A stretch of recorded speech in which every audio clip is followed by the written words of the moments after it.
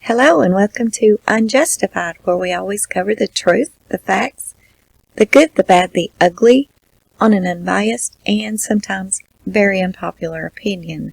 I'm sure most of you have already listened to the interview that was given to Chris by Tammy Lee, Kevin Kovac, and Detective Bowmover.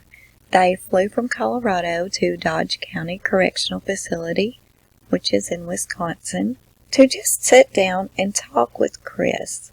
A lot of people calls it a confession, and it is in a sense, but it's more of an interview because he wasn't under oath or anything like that. They explained all that to him in the very beginning. They told him they went just to talk to him because they really didn't have the opportunity to talk much to him before the plea was entered and the investigations stopped. Tammy has actually made the comment on public television that she was very upset that the investigation stopped so soon. She said she was not finished. There was so much more to look into, and investigate in this case.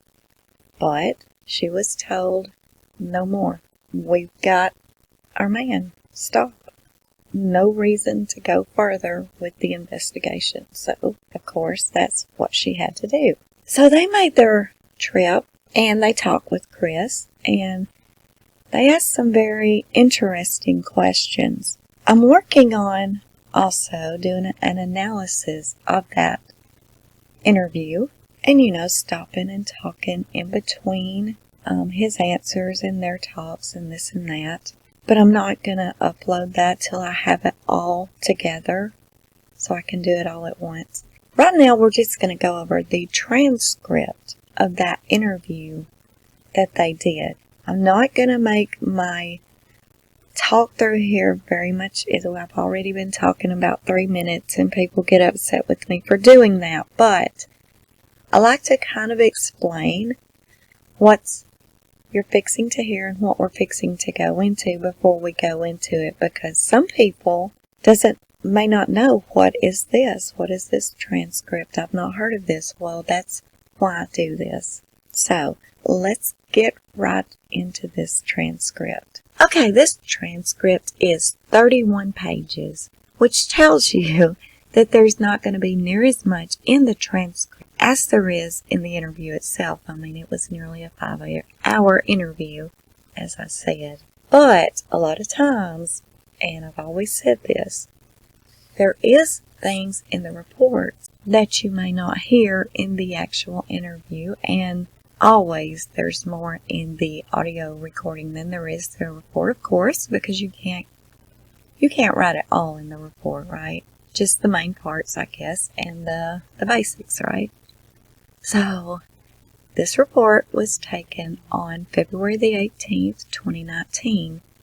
The description is a follow-up interview with Chris. And I'm going to tell you now, I'm going to refrain, for the most part, for saying any last names. So, if you want to know last names, make sure you're reading this with me. And I just want to say that up front. Okay, this interview started at 8 a.m.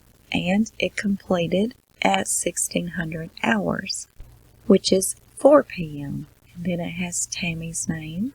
Agency was Denver CBI. Synopsis reads, on February the 18th at approximately 7:45 a.m., CBI agent Tammy, along with Federal Bureau of Investigation, FBI Special Agent Graham.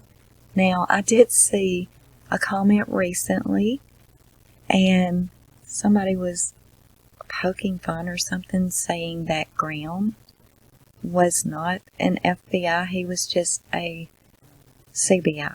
No, he is actually from the FBI. And Frederick Police Department Detective Dave arrived at the Dodge County Correctional Facility. The purpose of our visit to the facility was to interview Chris concerning the murder of his pregnant wife and daughters, as well as to discuss other individuals who claim to have had an affair with Watts during his marriage. Okay, that's not all they ask about, though, and that's not the only people they ask about. But that is what it says in the synopsis. This report documents a follow-up interview conducted with Chris, who was sentenced in November of 2018 to 3 consecutive life terms in prison plus 84 years without the possibility of parole. Arrested subject number 1, Chris. Going on down, read the synopsis again. February the 18th, approximately 7:45 a.m. I, CBI Agent Tammy, FBI Special Agent Graham Coder, and Frederick Police Department Dave arrived at the Dodge County Correctional Facility. The purpose for the visit was to interview Chris concerning the murder of his pregnant wife and daughters, as well as discuss other individuals who claim have had an affair with Watts during his marriage. The report documents a follow-up interview conducted with Chris, who was sentenced in November of 2018 to 3 consecutive life terms in prison plus 84 years without the possibility of parole. Action taken. On February the 18th, 2019, at approximately 7:45 a.m., I, CBI Agent Tammy, and it says all that again. The purpose for our visit to the facility was to interview Chris concerning the murder of his pregnant wife Shanann and their 2 daughters in August of 2018. In addition, information was provided during the investigation suggests Chris may have had additional affairs during his marriage to Shanann with a male named Trent and a female named Amanda. Chris was unable to be interviewed about Trent and Amanda prior to being moved out of state by the Colorado Department of Corrections. Upon arrival to the prison, we were escorted into a large room, which the staff referred to as the computer room. The room contained empty cubicles with chairs but no computers, which lined the walls. We activated our covert digital recording devices and also used several covert video recording devices. Watts was brought into the room for a short time later, and we asked him if he remembered us. Chris looked puzzled for a brief second and then indicated he recalled who we were. We asked Chris how he was doing, and he said good, and asked how we were doing. Chris said he did not expect to see us. Coder initiated the interview with Chris and explained we were not there to speak with him about an open investigation. He explained to Chris that his life and situation was unique and we wanted to fully understand what happened. He asked Chris if he was available to speak with us, and he answered definitely. He told Chris if there was something he didn't want to talk about, that was okay. And he told Chris to tell us if he needed to take a break at any point. Chris explained he enjoyed being in this prison much more than the Weld County Jail in Colorado. Chris said when he was in jail in Colorado, other inmates would constantly yell at him from their cells, giving him advice on how he could kill himself in his cell and what other inmates would do to him given the chance. Chris said everyone in the jail knew him and why he was there. Chris explained the jail had to lock down all of the inmates just for him to walk down the hallway. Chris said he never actually saw any other inmates in the Weld County Jail, but he could hear them yell at him. Chris said he has been able to call his father, mother, and sister since he's been incarcerated. He said he wasn't sure what his parents were going to say at his sentencing hearing in Colorado, and he didn't expect them to be present since they had just returned to North Carolina. And see what that is in case some of you don't know, and I know a lot of you do know. But his mom and dad flew to Colorado from where they live in North Carolina. They flew to Colorado November the 6th, and they that was the first time they had had the opportunity to talk with and see Chris, of course, since his dad and him were there for the polygraph on August the 15th. When they took custody of him August the 15th at 11:30, his parents or no one else had the opportunity to speak with him except his own team of attorneys. So this was November the 6th, and they gave his parents the opportunity to come in and speak with him and see him before the sentencing, the plea deal. And his mother had all intentions to speak with him about this plea deal and, are you sure this is what you want? Oh, Chris, you need to fight this, all this kind of stuff. But they shut her down and told her, she could not speak about the plea. Their exact words actually was, don't speak of the plea, we'll shut this shit down right now. You can talk to your son, but don't mention anything about the plea. So, anyway, that was on November the 6th, and after they spoke with him, we went back to North Carolina, and that's why Chris didn't think they would be flying back to Colorado for his hearing. So he was really shocked to see them sitting in the courtroom that day at his sentencing. He had no idea they would be there. Coder asked Chris if we could start to ask him questions, and Chris said go ahead. Coder asked Watts if he knew the case was a national story, and Watts said he learned it was after his attorney told him there were people from Australia asking about his case. Chris said he received numerous letters with no addresses, but he was only allowed to read them and could not keep the letters in his cell. Chris said there was a person who lived in Broomfield, Colorado, who wrote him 4 times a week and wanted to come and visit him. Chris said he also had people write to him and told him he was a monster.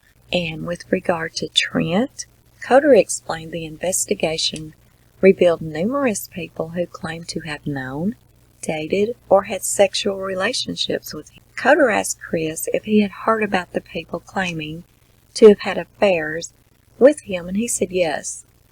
Watts said his attorney told him a male from Wyoming named Trent claimed to have had an affair with him. Coder explained Trent's claims, and Watts denied knowing or having a relationship with Trent. Chris said he was shown a picture of Trent by his attorney and did not recognize him. Chris claimed he had never been to Wyoming and indicated he has never had any gay experiences or interest in the past. Chris said Trent claimed to have met him on an application called WhatsApp, and Chris had never heard of it before. And with regard to Amanda, Detective Baumhover asked Chris about Amanda. Chris said he did not know Amanda, and Detective Baumhover showed Watts a picture of Amanda's driver's license photo on his cell phone.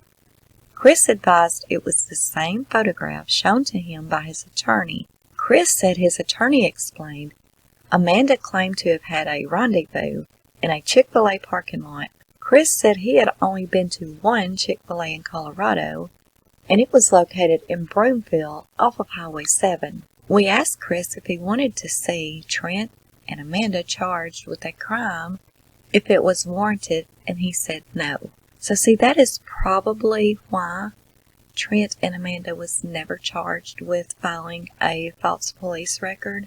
I assume Chris didn't want to file charges on them. At the same time, it looks like the police department could have, had they have wanted to, but for whatever reasons, they just chose to drop it and just completely ignore it and completely just debunk what these two people were claiming. Chris said there are always people who take advantage of situations, and Trent and Amanda need to look into themselves and figure out why they did it. Chris said he did not believe charging them with a crime would do anyone any good. With regards to Chris's relationship with Nichol Kessinger, Coder asked Watts if he felt comfortable telling us if he had affairs with other people, and Watts said yes. Chris told us he'd only had an affair with Nichol Kessinger. Coder asked Chris if he had ever had any one-night stands, and he said no. Around June the 1st, 2018, he met Nikki at work at Anadarko. He had a gas meter that didn't work and took it to Nikki to have it fixed. He and Nikki ran into each other a few times in the office and would chat about work. After the fourth time of meeting Nikki, he mentioned we moved from North. Nikki asked him what he meant by we, and he took out his cell phone and showed her a picture of his daughters. Nikki also saw a picture of Shanann on his lock screen. Nikki knew he was married and had children. He knew Nikki lied and said she did not know he was married. Okay, Nikki was trying to save face. He has not talked to Nikki since his arrest, and he hopes Nikki has it written to him in a different alias that he does not recognize. Okay, you see so many people still, till this day, saying she did not know he was married. She did not know he had kids, because that's what she said. Okay, here is your proof. She did know he was married, and she did know he had kids before they ever started going out, and I believe that as well. I know a lot of people, you can't believe anything Chris says, right? But at the same time, there's really no way you can't believe that, right? I mean, really, it's 2018. Shanann wasn't like a closed person. She was very public. He did not wear a wedding ring at work because it was getting size since it was too big after he lost weight and it kept falling off. Nikki texted him one day when he was working in the field, and their text messages to each other continued. One day, he and Nikki's text messages kind of went a different level. Nikki talked about them meeting up after he returned from a trip with his wife to San Diego. He went to San Diego from June the 22nd until the 26th of 2018. After he returned home from San Diego, him and Nikki met at a park in Thornton, Colorado. He and Nikki continued to see each other almost the entire month of July 2018. Okay, his wife left for North Carolina on June the 27th. So as you see there, according to him, the first time they met outside of work was basically the day she left. He initially thought his relationship with Nikki was just flirting at work, and he wished he would have worked more out in the field, so he never got close to Nikki. When he became a field coordinator, he was forced to spend more time in the office, and he would constantly run into Nikki. He wished he could talk to Nikki one last time to apologize to her about what happened and what she went through. He didn't know if Nikki had received counseling or if she had to leave the state due to the publicity of the case. Nikki refused to speak with his attorney. He hoped Nikki found some normalcy because Anadarko was her dream job. With regards to if he loved Nikki, he says, I felt like it was true. He felt like Nikki persuaded him, which was unusual. He felt more in control when he was with Nikki because she would ask his opinion on things and what he wanted to do. He felt like he could be himself around Nikki, unlike his wife. The first time he and Nikki went out, they went to a movie at the Orchard off of 144th. He asked Nikki if she wanted to see a movie, and she agreed. The movie was sold out, and they walked around for 2 hours and talked. Nikki wanted to go to the Shelby Car Museum in Boulder, which he enjoyed. He and Nikki went to a drag race at Vandermeer Speedway, which reminded him of his childhood. All these things that Nikki wanted to do with him, and Nikki even recommended they do, is all things that he thoroughly enjoyed. Like, they were just things that he's loved to do his whole life, even as a child, that he hadn't been able to do in years. So either she was a female version of him, which I don't really see that in a geologist, but I guess it's possible to some people, or she could read his mind, or she had found out somewhere else that this was all of his things, all of his preferences, all the things he enjoys doing, because suddenly she enjoyed doing them as well, and she mentioned doing them all, that they were her idea, which really shocked him. He's like, wow, you like doing all that? She's like, yeah. But yet we've still never seen any pictures of anything of the sort of her doing any of these sort of things, or hearing that she enjoyed these sort of things before she met Chris. Now granted, there's not that much out there on her. There wasn't. But there was enough to say that she did enjoy going camping. We're saying nothing that she was all into cars or anything, so take it for what you will. He and Kessinger went camping at the Sand Dunes National Park, which he always wanted to do.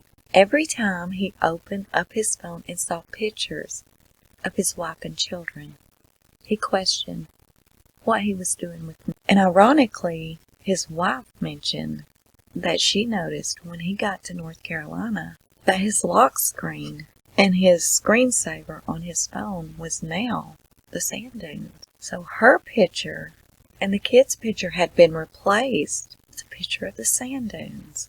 Now, I will tell you my opinion on this, why he changed that picture. And no, it's not anything I've read, and it's not anything that's kind of quote-unquote proven or fact, but it is my opinion. And that is, every time he opened his phone and saw pictures of his wife and children, he asked what he was doing.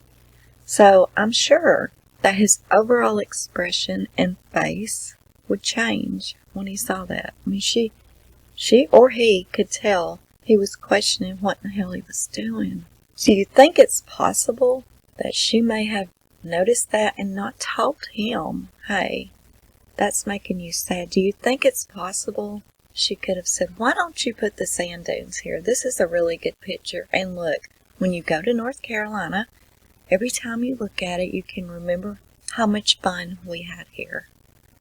Is that, you think that's possible? I mean, you know, obviously he kept that photo of his wife and kids there for a while, and then he just decided to change it. I don't know. That is just a thought I had in my head. He changed that to a picture of the sand dunes because his wife noticed it very quickly. When he got to North Carolina, she quickly noticed he had changed his lock screen photo from her to the sand dunes. She thought it was odd. Anyway, every time he was with Nikki, he felt like he didn't think, and there was a blinder in my face. He has pictures of his wife and daughters in his prison cell, and he talks to them every morning and every night. And a lot of people has a big issue with that, the photos of his victims. But what is so weird to me is he almost doesn't act like they're his victims. And he still, till this day, refers to her as his wife and them as his kids. And denial, not wanting to accept things, not wanting to accept what he did, I don't know. But he has a book in his cell, which was the same book he used to read to Celeste. So see, I have mentioned this before, and someone said, no, he memorized the book that he used to read to Celeste. This distinctively says he has that book in his cell, and it is the same book that he used to read to her. So it isn't something he memorized. He does have it, the same little book he used to read to her. He reads the book to his daughters along with some scripture every night. He wished it never happened. He never had a blinder over his eyes and could have seen what was going on. He stayed at Nikki's house almost every night his wife and daughters were in North Carolina. He felt like he didn't have time at home to think about his marriage when his wife and girls were out of state. And I've said that before. He wasn't there. Like when he was doing the porch interview, and he was like, the house just isn't the same. It's like a ghost town and all of this. Well, you have to question something about that sentence that he said right there. That sentence said a lot. If they had been gone for 5 weeks, 6 weeks, they had not been in their home except that one weekend. that one day, one night, whatever. 2 nights, actually. 2 nights is all that they had had in their home, or he had had them in that home in the last 6 weeks. Shanann had only been in her home in the last 6 weeks for 1 night. So him saying it wasn't right, it was like a ghost town. Do you get where I'm going with that? Why would he say that? If he had been home by himself for 6 weeks, wouldn't those last 6 weeks have felt the same way? But no, he just says that night. So to me, that speaks volumes in saying, well, I've never stayed here without them. He felt like he didn't have time at home to think about his marriage when his wife and the girls were out of state. Well, yeah, I've said that. Without him being there and seeing his familiar surroundings of his family, then he never really truly he was never able to miss them. He never got, quote unquote, for lack of better words, kind of homesick, missing his family. He never got that opportunity because the whole time they were gone, he was with Nikki, and was it because she was asking him to come over there every night, or was it because he just took it upon himself to go there every night? I'm not sure. I don't know. But either way, I feel like if he had have only maybe saw her on the weekend once, or, once a weekend, and he was actually inside his own home each night, he would have had the opportunity to miss being that dad, being that husband. Even if he thought it was just boring routine, he would have missed it. Believe me, he would have. It's the small things in life that matter the most. We don't remember days, we remember moments. So say, for example, he was picking up something out of the floor, or washing clothes, or vacuuming. Well, even playing with Dieter, he would have remembered little things, and those would have made him miss them, and he would have been calling them, and he would have wanted them back home, and things would have been so very different, I believe. But he never had that opportunity to miss them, and that's important.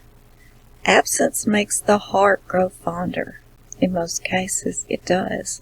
But at the same time, if the whole time of this absence you're only out there acting like a kid, having fun, doing all these things that you've always wanted to do and never got to do, well, then you're not going to have time to think about what is truly important, what truly matters, because you're preoccupied with all this fun and excitement. And so I hope you know where I'm going with that, because it's absolutely true.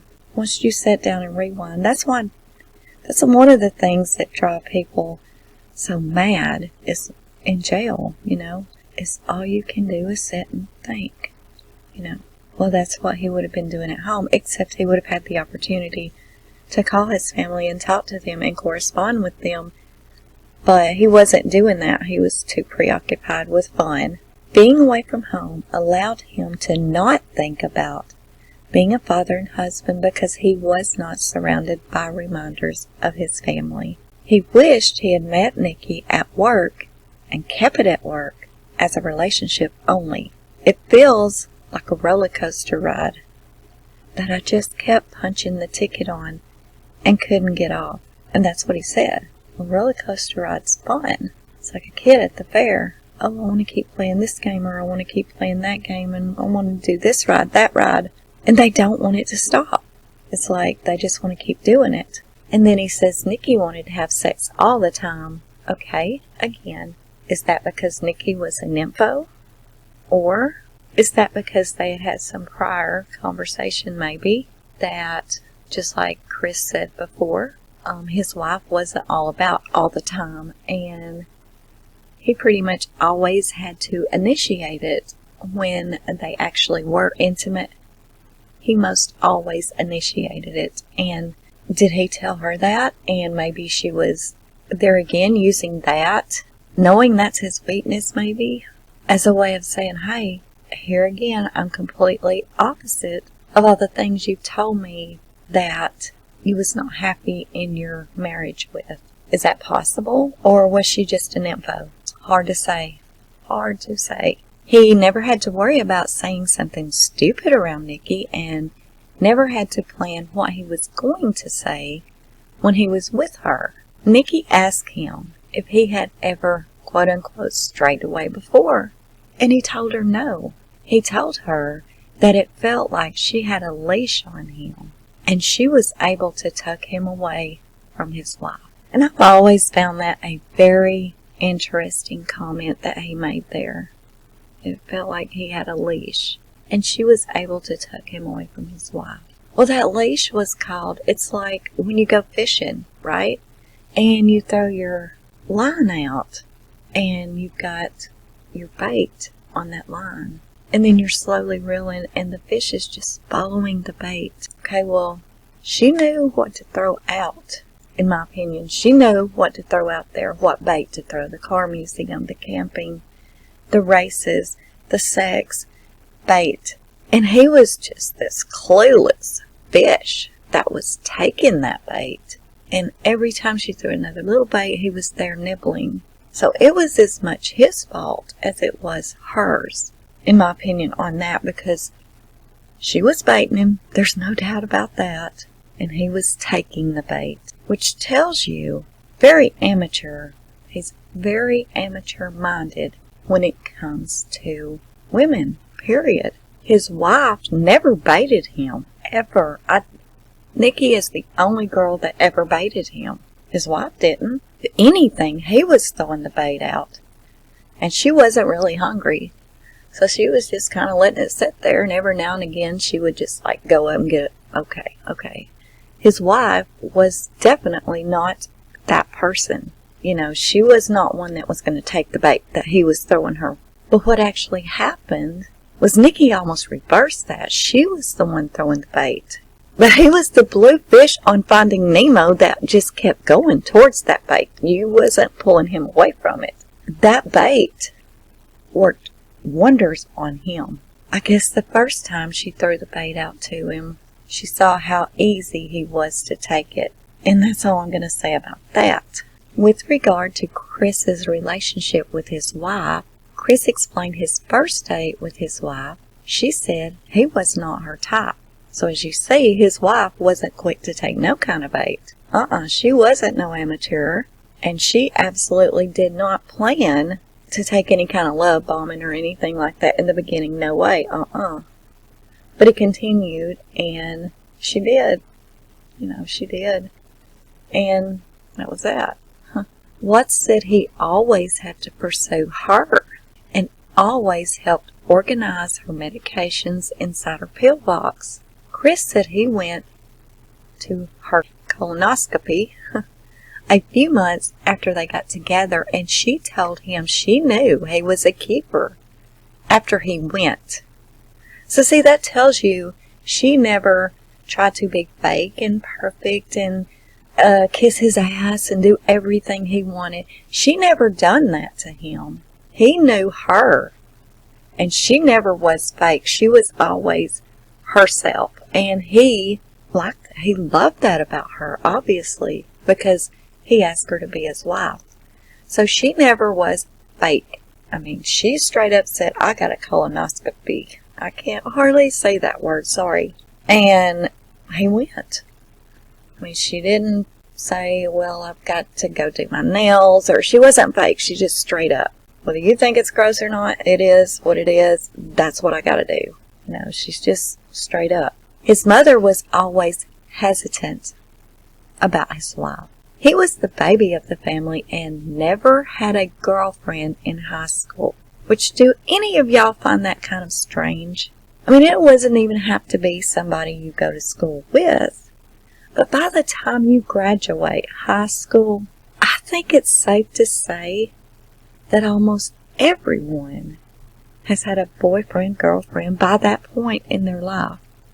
Even if it wasn't nothing serious, or even if it was puppy love or whatever, I think it's safe to say that most all people had a little boyfriend or girlfriend crush by the time you graduate high school. I'm just saying. Well, that tells you that he must have been very quiet, very shy, very introverted, or something. It says he moved out of the house after high school graduation at 18 years old, and he never came back. Well, he went on to NASCAR tech after high school and finished that, and I think he did live on campus when he went to college. His sister always moved in back and forth with her parents. He met his wife when he was 25 years old. The longest relationship he had before her was approximately 6 months. He is more reserved and goes with the flow. Shanann made most of the decisions in the house. And a lot of people says because she made most all the decisions in the house, this means she was controlling. Well, I didn't live with them, and I have saw videos. But to me, when she's doing that, it kind of sort of looks like she's just kidding around, cutting jokes, things like that. I do have to say, in my own household, I'll be honest with you, I make pretty much all the decisions here. And I'm not at all controlling. None. Zero. I mean, I'm probably the least controlling person in the world, right? But I do make most of the decisions, and it's not because I demand it that way. It's just what we do. My husband's really not. If he decides, or if he thinks he's got a decision on anything, he never does it before he comes to me and asks me my decision. 99% of the time, I'll say, yeah, whatever you think. That is truly what I always say. That's my words, whatever you think. 99% of the time. However, there is times that I'll be like, no, no, it's not a good idea. And I'll explain why. I'll tell him why. And I don't question it. And I've never really thought about it, but he just really doesn't question it. And he doesn't get upset, and we just go on about it, I guess it's an equal balance kind of thing. But as far as, I don't know, a purchase in the home, like we bought a new bedroom suit last year. I really wasn't that interested in it, but he wanted a new bedroom suit, so whatever. So he picks it out. I wasn't even with him, but he went and picked it out, and then I went with him and saw what he picked out before he made the final purchase. Okay, he would not do it until I went with him and I could say, yeah, that's okay. I don't know. I don't really see her making most of the decisions being controlling because, like I say, I do. And that doesn't always mean somebody's controlling. But there has been things said that does sound controlling. I mean, and even Shanann said she thought she was too controlling. Even she said that is something she wants to work on, is being controlling and not letting him feel like a man or whatever. I don't know their lives. I don't know their life. So I guess she saw a problem with it herself. I don't know.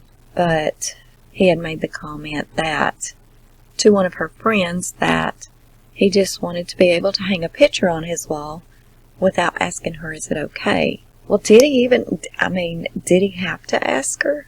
And I thought about that. I thought about that hard in my own relationship. And my husband, he would hang a picture on the wall without worrying about asking me. He wouldn't have no problem with that, but I don't think he ever has.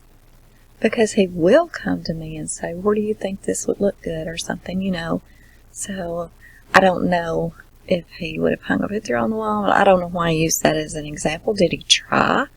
And she was like, told him no? I don't know. Anyway, moving right along. With regard to what happened to his wife and daughters, his wife arrived home around 2 a.m. and he felt her get into bed. Now this part is probably going to be very graphic, and I apologize, but I feel certain most of you have all heard it before, so we'll get right into it. He felt his wife staring around in bed, and he felt like she knew he was having an affair. He had used his credit card when he went out to dinner with Nikki because he didn't have another Anadarko gift card and could not ask Nikki to pay. His wife started rubbing her hand on his leg or chest, and they had sexual intercourse. Chris said he and his wife had sexual intercourse at approximately 2:30 a.m. He and his wife had sex in the missionary position. He felt like sex with his wife was more of a test. He said he felt strange when he had sex with his wife and questioned who he was and who he had became. So see, he was questioning his own self of why it would feel odd to be with his own wife. Having sex with his wife may have been a trigger point, or like you hit the push button on a bomb and it just blows up. See, that's never ever made sense to me. Ever. They fell asleep after they had sex. When he woke up that morning, he got ready for work, then returned to the bed and woke her up to talk. She was sleeping face down and rolled over on her back to talk to him. He felt like he had to say something to her. He straddled her on the bed around the waist. He believed she initially thought he wanted to have sex with her again since he was on top of her. She told him he was hurting the baby. He told her they talked for approximately 15 to 20 minutes with him straddling on top of her. He was concerned she knew about his affair and she and the kids would not be there when he got home from work that evening. He felt like either she would take the girls away from the house or would lock him out when he tried to come home after work. He asked her if they could cancel their couple's trip to Aspen. He asked her if they could just move to Brighton, Colorado so they could get away from their house. So see, I've always thought like that night, Saturday night, when him and Nikki was at the Lazy Dog, and Nikki kept talking about him not being there. Her words is he was just so unplugged. He didn't even want to talk about getting the apartment.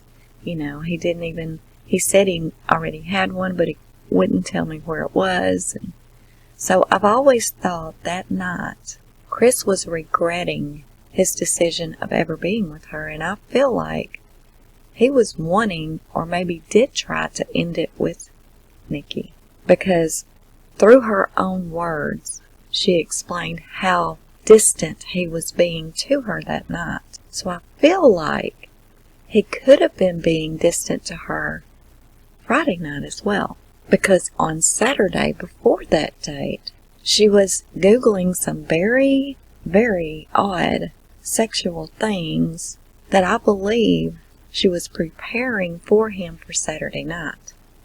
I really do. I mean, Saturday before their date, she was Googling how to prepare for anal sex. She was Googling double penetration. So these odd searches she was doing before their date Saturday night. So it's almost like she wanted to make sure this date Saturday night was going to be extra special for him, because I feel like she felt he was pulling away. Now that his family was back, he was pulling away from her, because she said it in her own words, he was. And so she was wanting to make this Saturday night extra special for him, because she knew when Shanann got home the next night, Sunday night, and she knew she wasn't going to get to see him Sunday because he already had plans to take his girls to this birthday party. So she knew she wouldn't get to see him Sunday. So she wanted Saturday night to be extra special to him. Things that obviously they had talked about, I would assume, and she knew it was maybe a fantasy or something like that, and maybe they had discussed, what is your fantasy? That happens in relationships. People talk about things like that, I assume so. But she knew when Shanann got home Sunday night, she was going to be there to stay. It was game over. I've said this before, it was game over. There's no more 6 weeks of, getting to play like teenagers and no responsibilities and just, this teenage crush, honeymoon stage, whatever you want to call it. She knew that was it. It's done. It's over. Wife's at home. She ain't going nowhere for a while. Kids are back. It's back to real life, So she wanted to make Saturday night extra special. Let him have that fantasy that maybe he had told her he had. I don't know. But And he was completely unplugged throughout the dinner, not wanting to discuss his apartment, all this kinds of stuff. So I feel like she knowed he was pulling away. Anyway, moving right along. He felt like going out on Saturday evening with Nikki and using their credit card was going to be the last straw. She told him she knew there was someone else and she cried. He denied having an affair. He said, I just felt guilty. More guilty than ever. And I think he did. I truly think he did. I think he felt guilty once they got home Friday. And it was back to real life with his kids and his wife. And then Saturday, he read that note that Shanann wrote him, pouring her heart out to him, telling him how much she missed him, how much she loved him. So happy they were having a little boy. All this. And I believe he read that note before he went on that date with Nikki. And I think that he was feeling guilty. But you can't take it back. You can't take back what you've already done. Maybe he thought that they could just get another house in another town and run away from their problems. He knew Nikki's contract was ending very soon at Anadarko, and she wouldn't be there anymore anyway. So maybe he thought they could just move to another town. Nikki wouldn't know where they lived, and she would not be at Anadarko anymore, and he would just dodge her until her contract ran out. Do you think that's a possibility? I don't know.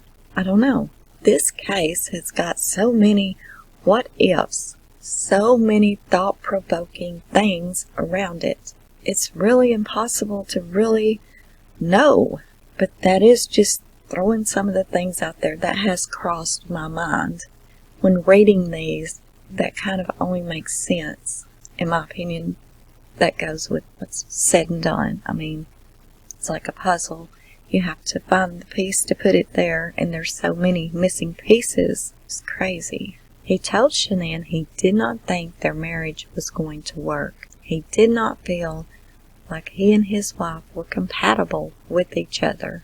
And it's odd that when she wrote him that note, when she used the word compatible in her note, if you don't know the note I'm talking about, I did make a video of it, and I will link it right here at the end of this, and you can see what I'm talking about. But when she wrote him that note, when she used the word compatible in it, referring to he had told her they weren't compatible, she also said, if those are even your words.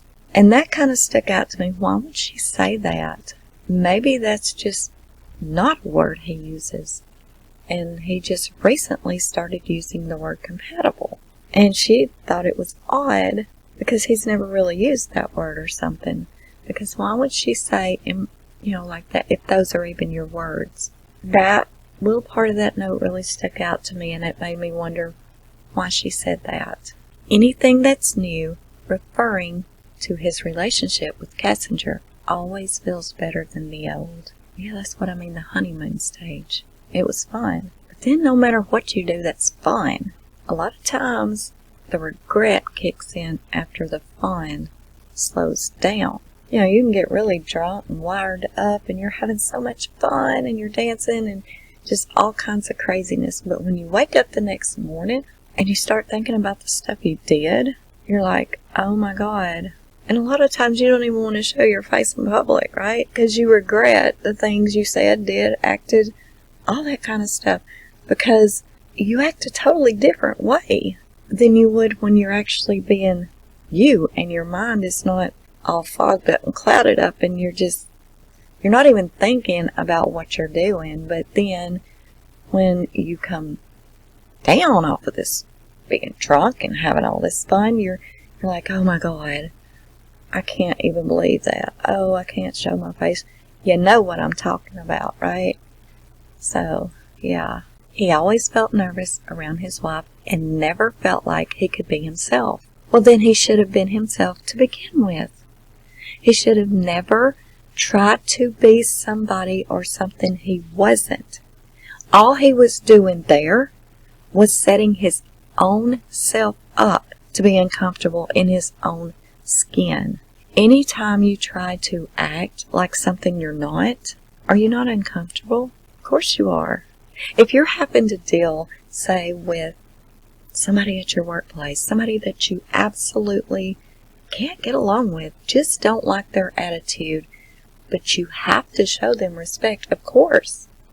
Or one, you will lose your job, and two, it makes you look completely deplorable if you act like some ghetto whatever, right? So just the mere actions of trying to be something you're not, something you don't want to do, being this friendly, okay, let's go with the flow kind of person, it's uncomfortable. My thing is, I have a hard time saying no. I really do. Not to everything, but if it's like to do something for someone, right? I need a ride to the store. Can you do this for me? Can you do that for me? Can you make this call? Can you do that? Call this person. I have a hard time saying no. Even though I want to, I have a hard time because I always feel like I'm letting somebody down if I say no. No matter if it's going to make me uncomfortable, put me out of my way, whatever. I still have a hard time saying no, and I usually end up doing it if I can, whether I want to or not. And yeah, it's uncomfortable. And when you're by yourself, you're like, God, why did I do this? Why did I even agree to this? Whatever. You're not comfortable. So it's best just to set out and be yourself and say how you feel. And I have taught myself this, and I'm getting so much better with being able to say no. I've got a lot better with it, really, because it's uncomfortable to be who you're not. As long as you're being yourself, then one, you're enjoying your life a whole lot better, and you're way more comfortable. But here, Chris straight up says he always felt nervous and could never feel like he could be himself, which says that from the very beginning of their relationship, he was always on this mission to do anything she wanted.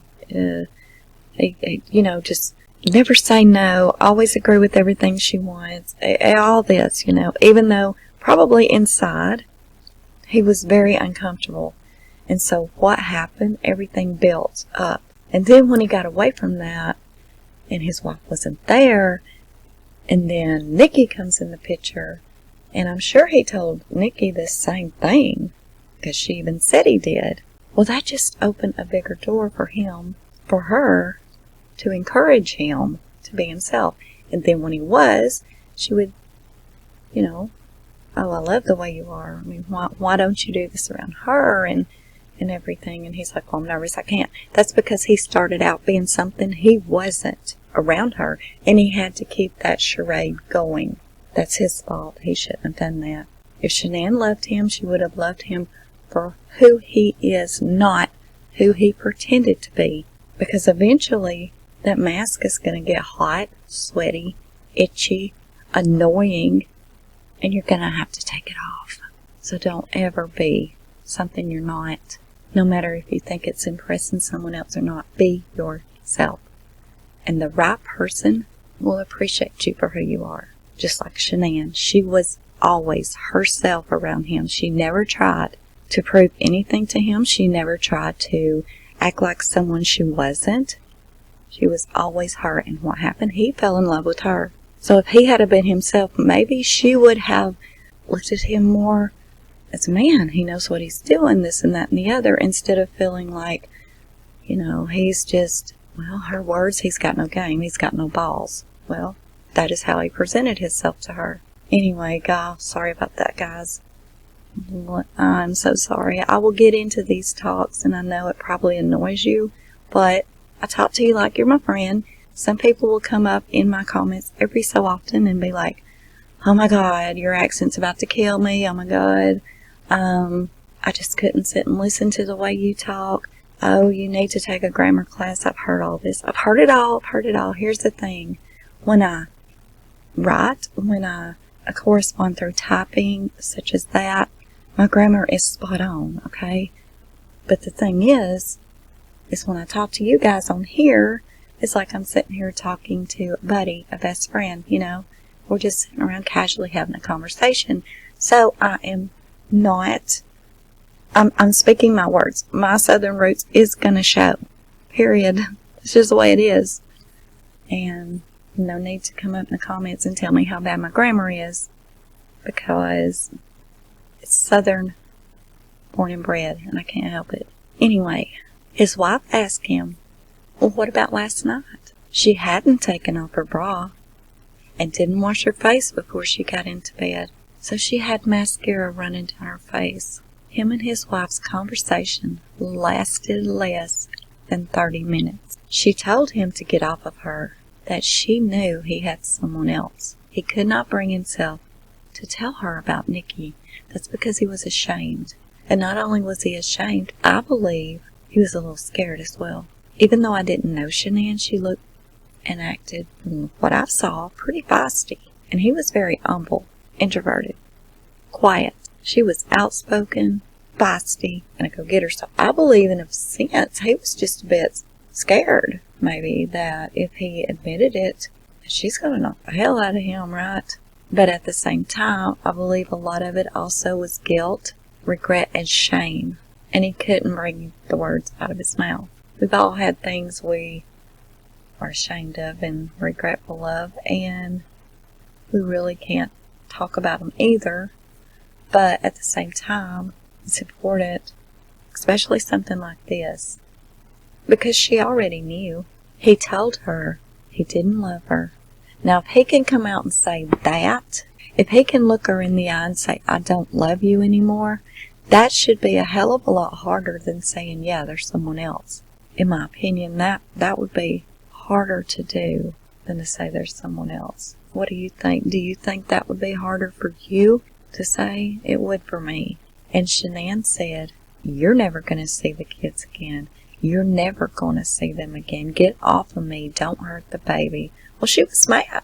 Obviously, she was mad. And she said that before with, even her in-laws, And Chris said she had told him that once before as well.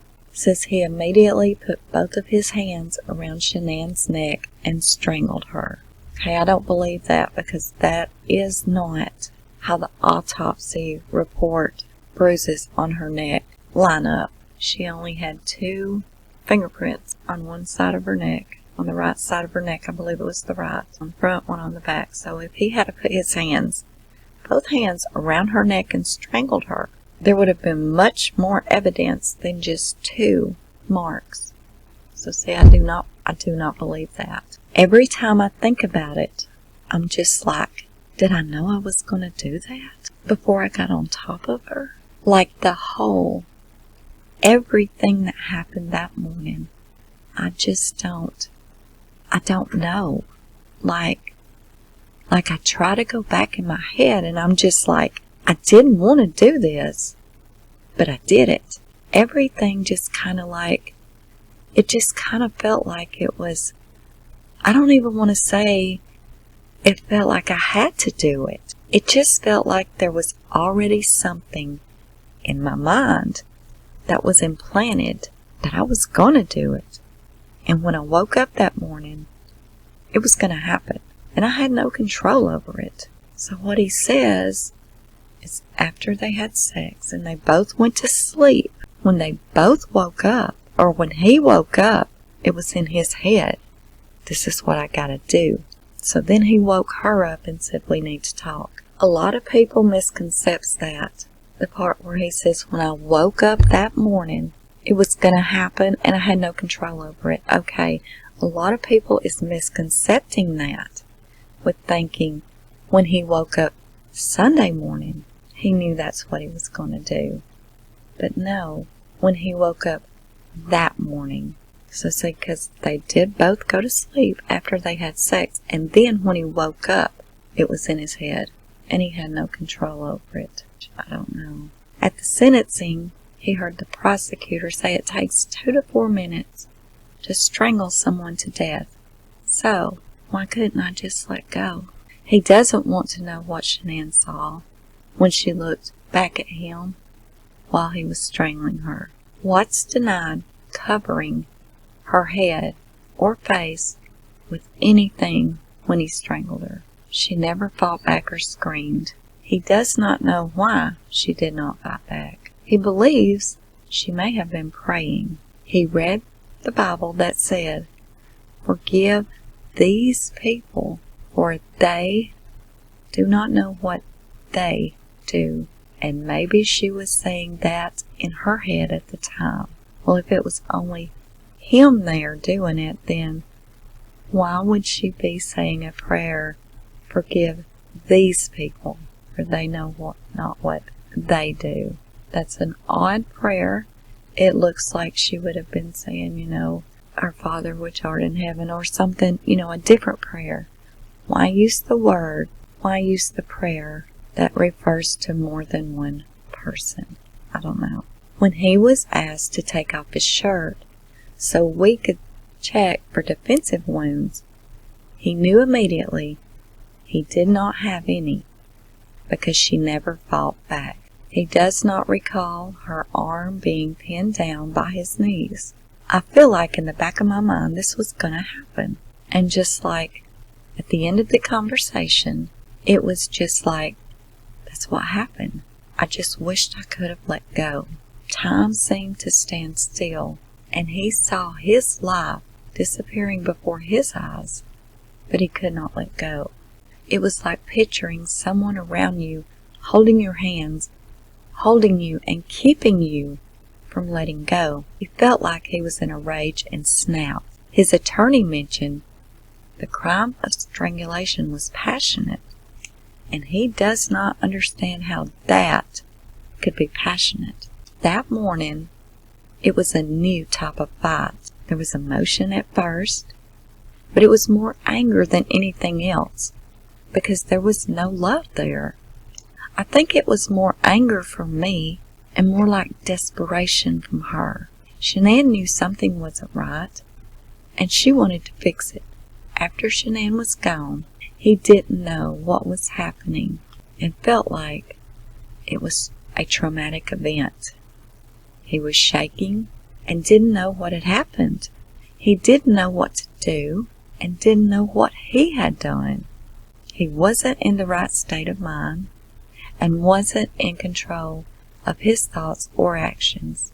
People ask him why he didn't call 911, but no one knows what they would do in the same situation.